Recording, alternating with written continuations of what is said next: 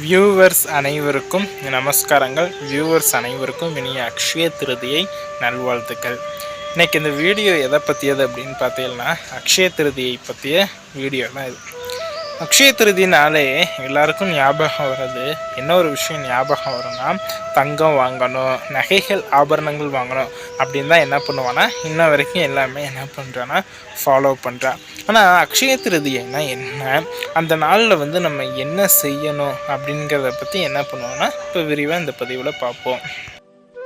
க்ஷயம் அப்படின்னு சொல்லி பார்த்தோன்னா குறைந்து போதல், அப்புறம் அழிந்து போதல், இல்லாமல் இருக்கிறது, அந்த மாதிரி விஷயங்கள் என்ன பண்ணுவான்னா பெரியவா சொல்லியிருக்கா. அக்ஷயம்னு சேர்த்து பார்க்கும்போது அதை என்னன்னு சொல்லுவான்னா குறைவில்லாத நிறைந்த ஒரு செல்வம் அப்படின்னு சொல்லுவோம். என்றைக்குமே அழிந்து போகாது, வற்றாது, நிலச்சிருக்கும் அப்படின்னு என்ன பண்ணியிருக்கான்னா பெரியவா சொல்லியிருக்கா. அமாவாசை முடிஞ்சு வரக்கூடிய 3ஆம் பிறையான இந்த திருதியை திதியில் இந்த அக்ஷய திருதியை என்ன பண்ணுறான்னா செலிப்ரேஷன் பண்ணுறா.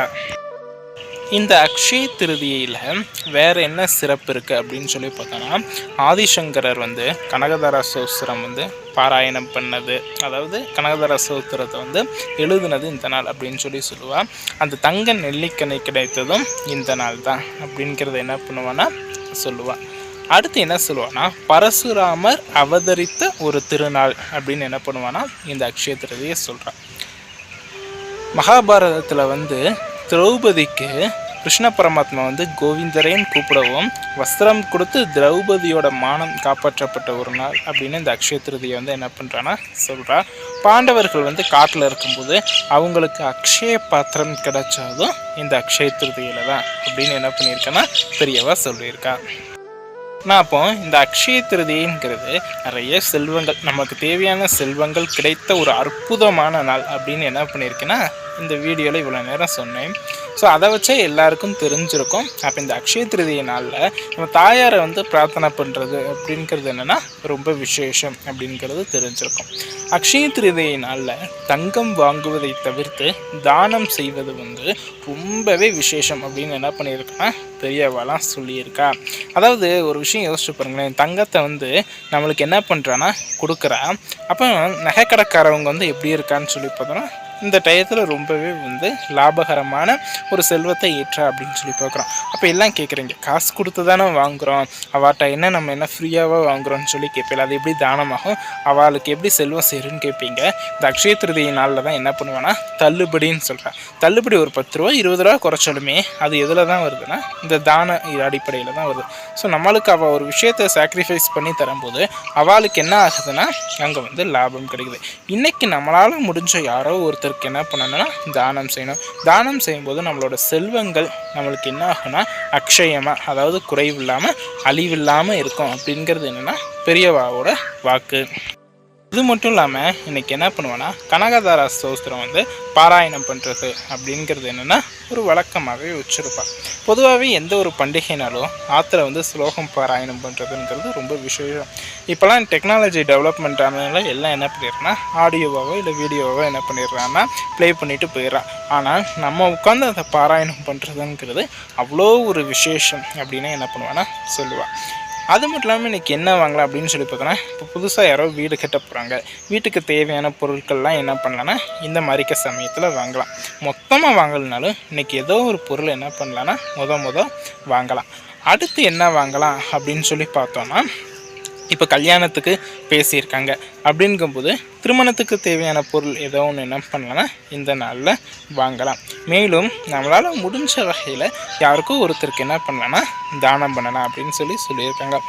இப்போ உப்பும் மஞ்சளும் என்ன பண்ணணும்னா ஐஸ்வர்யம் நிறைந்த பொருள் அப்படிங்கிறனால அதை இந்த நாளில் கண்டிப்பாக வாங்கணும் அப்படின்னு என்ன பண்ணியிருக்கான்னா பெரியவா சொல்லியிருக்கா. அது மட்டும் இல்லாமல் என்ன பண்ணுவான்னா சில குருமார்கள் தானம் கேட்டு வருவாள். அவளுக்கும் இந்த தினத்தில் தானம் கொடுக்கறது அப்படிங்கிறது விசேஷம். அன்னதானம் செய்யலைங்கிறாங்க. 100 பேருக்கு செஞ்சாலோ இல்லை 200 பேருக்கு செஞ்சாலோ தான் பலன் தரும் அப்படிங்கிறது தான் கிடையாது. யாரோ நம்மளால் முடிஞ்ச ஒருத்தருக்கு ஒருவேளை சாப்பாட்டுக்கு நம்ம என்ன பண்ணலான்னா அன்னதானம் பண்ணோன்னா அதுவே நம்மளுக்கு என்ன பண்ணோன்னா விசேஷ பலனை தரும் அப்படின்னு என்ன பண்ணியிருக்கேன்னா பெரியவா சொல்லியிருக்கா. இப்போ தானம்னு கேட்டிங்கன்னா அரிசி பருப்பு இந்த மாதிரிக்கு தான் வாங்கி கொடுக்கணுமா அப்படின்னு சொல்லி நிறைய பேர் என்ன பண்ணுவீங்கன்னா கேட்பீங்க. அந்த மாதிரிக்கு விஷயங்களை எல்லாம் தாண்டிடும். இப்போ யாரோ ஒரு படிக்கிற ஸ்டூடெண்ட் இப்போ ஆற்று பக்கத்தில் இருக்கான்னு வச்சுக்கோங்க, அவளுக்கு என்ன பண்ணலான்னா ஒரு நோட்டு புத்தகமோ இல்லை ஒரு பேனாவோ வாங்கி கொடுத்து அவளுக்கு ஒரு ஹெல்ப் பண்ணுறலாம். ஸோ அதெல்லாம் நம்மளுக்கு வந்து என்ன பண்ணும் அப்படின்னு சொல்லி பார்த்தோன்னா பன்மடங்கு பலனை தரும். இந்த அக்ஷய திருதியை நாளில் தான் என்ன பண்ணுவான்னா யாகங்கள் பண்ணுறது, அப்புறம் ஸ்லோகம் பாராயணம் பண்ணுறது, அப்புறம் லக்ஷ குங்குமார்ச்சனை, அஷ்டோத்திர நாமாவளி, சகஸ்ர நாமாவளிலாம் என்ன பண்ணுவான்னா இந்த காலத்தில் தான் வந்து பாராயணம் பண்ணுவான். ஏன்னா அது வந்து பன்மடங்கு நம்மளுக்கு வந்து என்ன பண்ணுன்னா பலனை தரும் அப்படின்னு என்ன பண்ணியிருக்கான்னா பெரியவா சொல்லியிருக்கா. இங்கே நம்மத்தில் தாயாருக்கு இந்த அக்ஷய திருதியை நாளில் பார்த்தோன்னா எப்போதும் போல் யூஸ்வலாக பிரசாதம் செஞ்சு அதை வந்து என்ன பண்ணோம் அப்படின்னு சொல்லி பார்த்தோம்னா தாயாருக்கு அப்சர்வ் பண்ணோம்.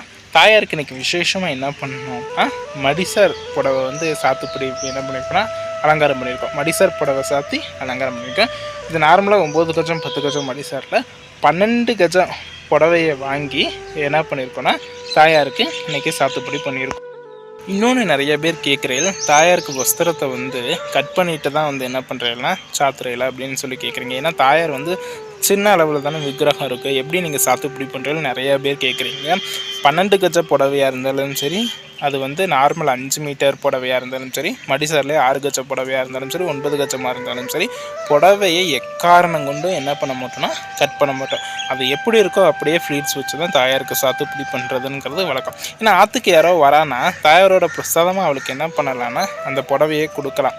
மங்களகரமான தாம்பூலமாக அதை வச்சு என்ன பண்ணலான்னா கொடுக்கலாம். கட் பண்ணிவிட்டு அவளுக்கு எப்படி கொடுக்க முடியும்? அப்போ வாங்கிட்டு போய் அவள் அதை எப்படி யூஸ் பண்ண முடியும்? அதனால் என்ன ஒரு விஷயம்னா எப்போ தாயாருக்கு சாத்துப்படி பண்ணாலும் அந்த புடவையை வந்து கட் பண்ணுறது அப்படிங்கிறது நம்ம ஆற்றுல வழக்கம் கிடையாது. பொதுவாகவே எந்த ஒரு ஃபங்க்ஷன்னாலும் எடுத்துட்டேன்னா ஆற்று வாசலில் படிக்கொலமோ அல்லது ரங்கோலியோ போட்டு மாயில தோரணம் கட்டி அதுலேருந்து தான் ஃபங்க்ஷனை வந்து என்ன பண்ணுவோன்னா ஸ்டார்ட் பண்ணுவோம். ஸோ இந்த எல்லா கிளிப்பிங்ஸையும் சேர்த்து நான் என்ன பண்ணியிருக்கேன்னா ஆட் பண்ணியிருக்கேன். ஸோ என்ன பண்ணுங்கன்னா மிஸ் பண்ணாமல் போய் பாருங்கள். வாங்க வீடியோக்குள்ளே போகலாம். மரகத தமால மலர் மொட்டுகளை மொய்க்கின்ற பொன்னிற கருவண்டு போ மாதவன் மார்பினில் வாசம் புரிந்தங்கு மெய்சிலிர் பேற்றும் விழிகள் மரகத தமால மலர் மொட்டுகளை மொய்க்கின்ற பொன்னிற கருவண்டு போ மாதவன் மார்பினில் வாசம் புரிந்தங்கு மெய்சிலிர் பேற்றும் விழிகள் பரவும் பல்வடிவத்தின் செல்வ வளமாகிடும் திருமகளின் அழகு விழிகள் பறிவோடு வந்த இரு விழிகளின் கடை நோக்கு மங்களமென கருகவே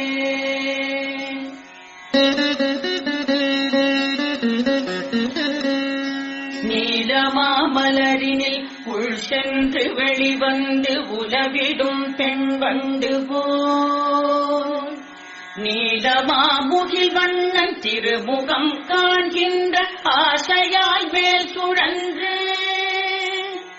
கோலம் கண்டு உடன் நாணமேற மீண்டும் கீழ் வந்து மேல் சென்றிடும் குறுநகையாள் அலைமகள் கண்வரிசை என் வாழ்வில் செல்வமெல்லாம் தருகவே கனகமழை பொழிகின்ற காருண்ய மேகமே லக்ஷ்மியே வந்தருள்கவே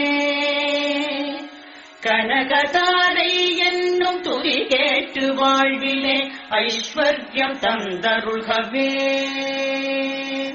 ஆனந்தமாய் சற்று விழிகளை மூடிய முகுந்தனை காணும் விழிகள்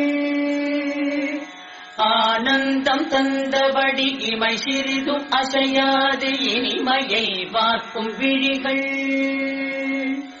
மன்மதச் சாயலை தன்னில் ஏற்கும் விழிகள் பள்ளி கொள்ளும் பரமனின் மனைவியாம் திருமகளின் பாதி மூடும் விழிகள் செல்வ சுகம் யாவும் அருள்க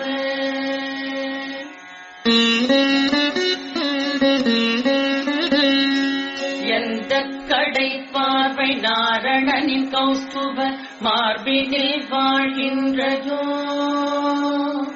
எந்த கடை பார்வை இந்திரனின் நீலமணி சரமாய் ஒளிர்கின்றதோ,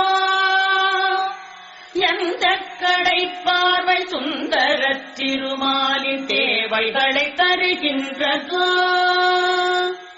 அந்த கடை பார்வை வீசிடும் கமல மகள் மங்களமென கருகவே.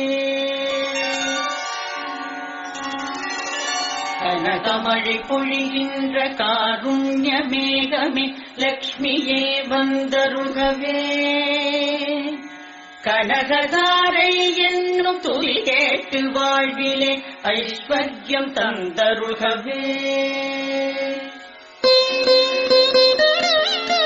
வியூவர்ஸ் அனைவருக்கும் இங்கே நம்ம ஆற்றுல செலிப்ரேஷன் பண்ண அக்ஷய திருதியை வீடியோ வந்து ரொம்பவே பிடிச்சிருக்கோம் அப்படின்னு சொல்லி என்ன பண்ணுறோன்னா நம்புகிறோம். இந்த வீடியோ பார்த்தவங்களுக்கும் சரி, இந்த உலகத்தில் இருக்க எல்லாருக்குமே இந்த அக்ஷய திருதியினால் தாயாரோட பிளெஸ்ஸிங்ஸ் கிடச்சி அஷ்ட ஐஸ்வர்யங்களும் பெற்று சந்தோஷமாக வாழணும் அப்படின்னு சொல்லி என்ன பண்ணிக்கிறேன்னா ஸ்ரீ நரசிம்ம பெருமாள் சமேத மயூரவள்ளி தாயாரை பிரார்த்தனை பண்ணிக்கிறேன். தேங்க்ஸ் ஃபார் வாட்சிங் this video. Kindly like it, share it and subscribe it.